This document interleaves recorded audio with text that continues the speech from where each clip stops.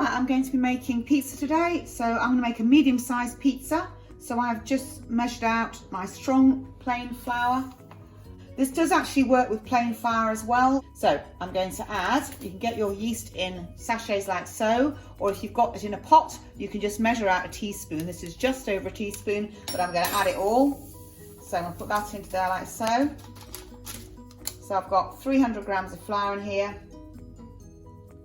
And I'm going to add half a teaspoon of salt. Now what I'm going to do, okay, so I'm going to add warm water slowly, stirring it with a knife so I don't get my hands all sticky. Now I've got some water measured in here. I've got 300 ml of water. I won't use all of that. I will probably use about 150. So I'm going to add it a little at a time, stirring it with a knife, a little bit more.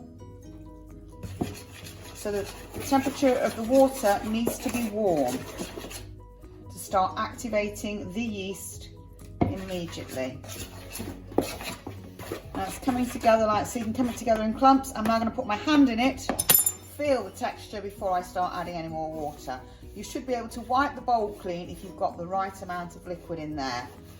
So have a go at mopping up all the ingredients with the dough before you think about adding more water. If you're trying to squeeze it together and it's not sticking, you do need to add some more. So I'm going to add a tiny bit more because I've got a little bit of dryness still in the bottom of the bowl. So I've actually added 200 ml of water to 300 grams of flour. All flours are slightly different in terms of absorption, but just take it slowly towards the end. So wipe the bowl clean. It's not really sticky. It's lovely and warm, very pliable. Now what I'm going to do is I'm not actually even going to put any flour on my surface because I want to have a little bit of resistance when I'm kneading my dough. So I'm going to knead it like this for about 10 minutes, and when I've done that, which I have done, I'm going to pop my finger into it and it should pop out like so, and then I'm going to put it under a bowl and leave it in a warm place, or else you can put it in a bowl and put a damp tea towel over it. The longer you leave it, the better it will be. I've cheated a little with the proving. I've actually wrapped my dough in cling film and I put it in a very low oven, about 75 degrees C. And I'm just going to knead it gently again.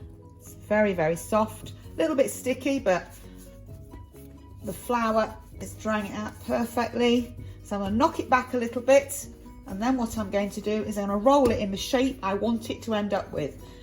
I am making a round pizza. So I make my dough into a round ball and then I start rolling it out. You're going to put it on a floured baking tray, a very lightly floured baking tray.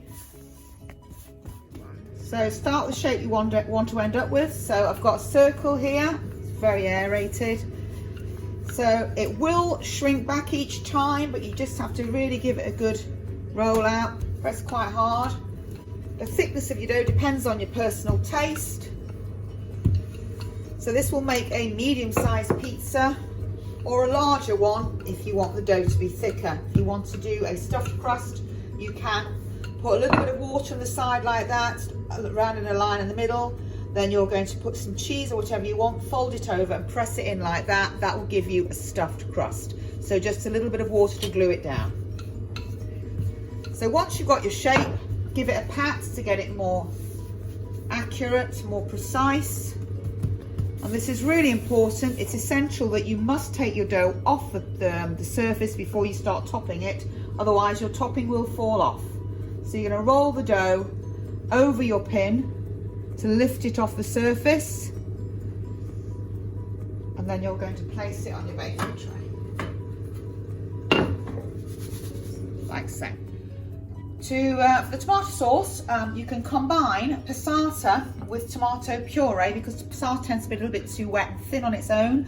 I tend to use maybe 200 grams of passata to a tablespoon of tomato puree. You can mix a little bit of salt and pepper in there as well, and some herbs if you like. So I'm going to pop this in the middle of my pizza,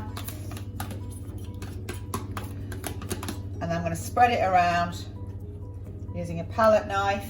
Use a little bit of a gap around the edge, evenly as you can. Top tip for toppings, you can obviously have whatever you like. Don't pile it too high and do not put too much cheese in it, otherwise it becomes very greasy and oily. So what I suggest you do to make sure your toppings stay in place is put a little bit of cheese underneath to start with. I'm using 2 types of cheese. I've got some grated cheddar for a stronger cheese flavour, and then I'm also going to use some mozzarella, that lovely stringiness that you like for the pizza. So I'm going to put a little bit of cheese on the bottom first, and then I'm going to put my toppings on top of that. I'm actually just going to use some red pepper today. Then I'm going to put cheese on top as well. So I've got 2 layers of cheese. Now what will happen is the bottom layer of cheese will melt with the top layer of cheese, and it will secure the toppings on it and also protect them a little bit from burning. Once I've done that, make sure that I've pretty much covered all the tomato sauce, because that can catch as well. And I'm going to finish it off with some mixed herbs. Again, this is completely optional. Then I'm going to bake it in the oven for about 25 minutes, or until it's lovely and brown and the cheese has melted.